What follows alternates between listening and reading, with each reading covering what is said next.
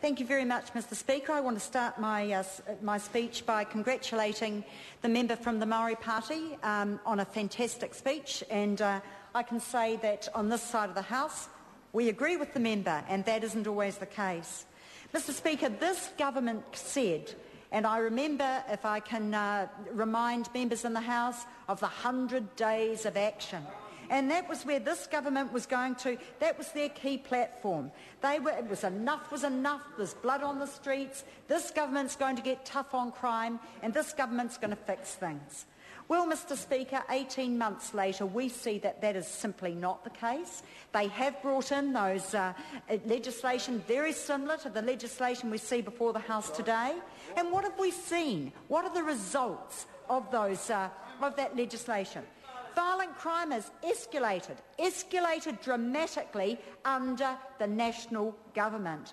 We now see the highest homicide rates in New Zealand in decades. And this was from a government who said that we're going to fix it. We have the remedies, our 100 days of action, us getting tough on crime is going to fix it. Well, it simply isn't. And it's this government should hold their head in shame for the record that they have. And I would be very interested for the Minister of Justice, Simon Powell, to take a call on this. I'd be very interested for Chris Finlayson, the Attorney General, to take a call, because, Mr Speaker, they know that this legislation will not fix things. If anything, Mr Speaker, this legislation will make things worse. And if we're talking, and I want to pause for a moment, Mr Speaker, because this week is Rape Awareness Week, and I think it's important that in this House that we do acknowledge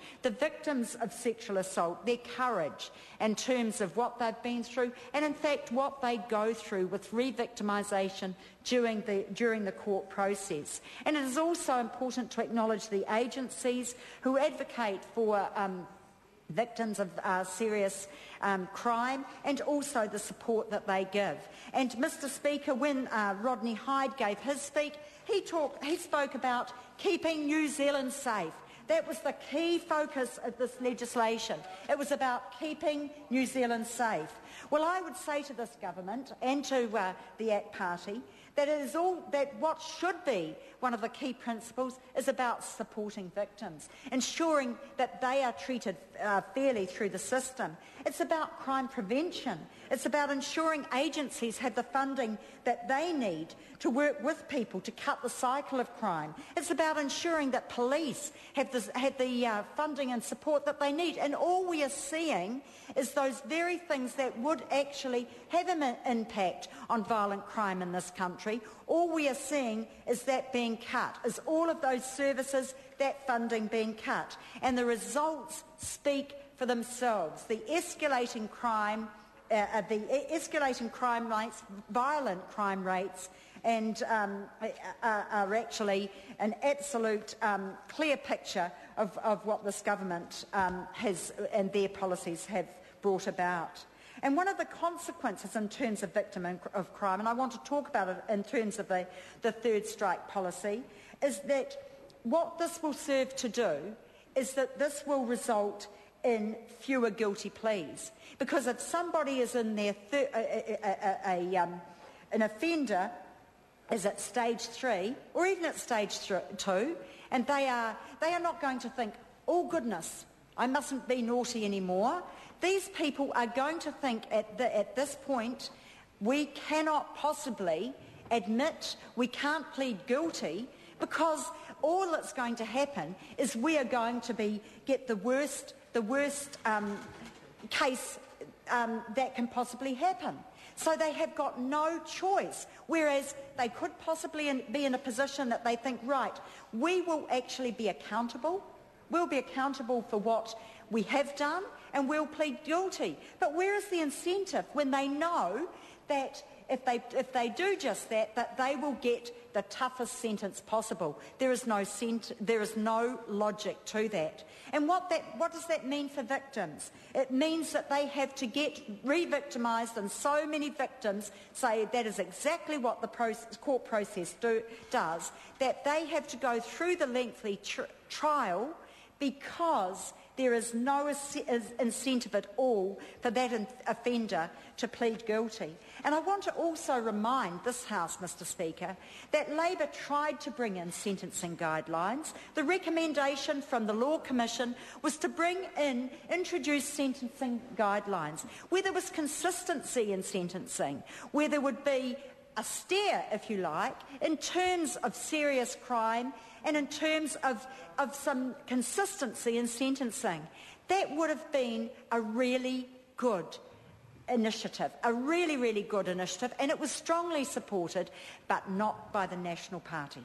Not by the National Party, not by the ACT Party. And I would say to this House that if we did have that consistency, that would go a long way into addressing many of the concerns that have been raised by victims.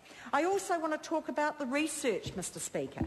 That if we look at what, as the previous speaker said, that research found that imprisonment has little or, if any, deterrent effect. Little, if any. And there's a great deal of evidence saying that it does exactly the opposite. So this three strikes legislation, at the cost, and I'll talk about the cost in a moment, that cost is going to actually not achieve anything. Not achieve anything, Mr Speaker, except a sweetheart deal with the ACT Party to keep them sweet, to keep National in government. And cynical, says Steve Chadwick, and it is very cynical. And we on this side of the House are very cynical about the motivation behind that. Very cynical. And if this was good legislation, then we would see the Minister of Justice standing up and the Attorney-General standing up in support of it. Do we see that? No, we do not. And I want to talk about the financial cost, because the financial cost, we all know that the financial cost is going to actually, every cost, every cent, let alone dollar, every cent that is put into prisons is money that is not spent in terms of preventing crime, in terms of supporting victims. And just so, on the other side of the House, because I don't know that national members do know the figures, this policy would require an extra 50 prison beds after 5 years, 142 after 10, increasing to 725 after 50 years. After 5 years, the operating cost is estimated to be $5.1 million a year, with a total capital cost of $22.4 million. After 20 years, the operating cost will be $26.2 million, the capital cost over $115 million, and after 50 years, Mr Speaker, the operating cost will be $66 million per year, and the capital cost will be a total of $290 million. Now, Mr Speaker, if we look, now we're not saying that there aren't offenders who would not get maximum penalties, and indeed they do.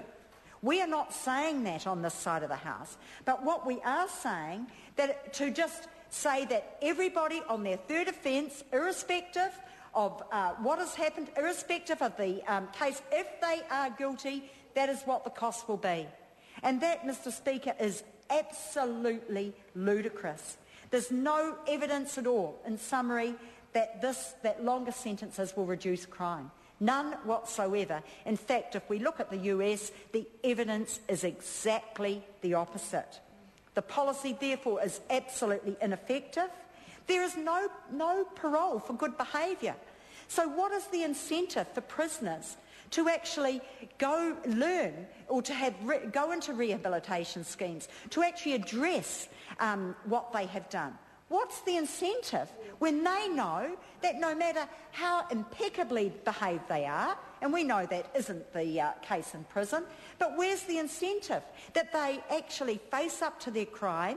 Where's the incentive for them to face up to their crime and actually try and go towards fixing the problem so that when they are back in the community, that they will not reoffend again? There is absolutely and absolutely no incentive whatsoever. So this legislation, Mr Speaker, is absolutely flawed. It does nothing.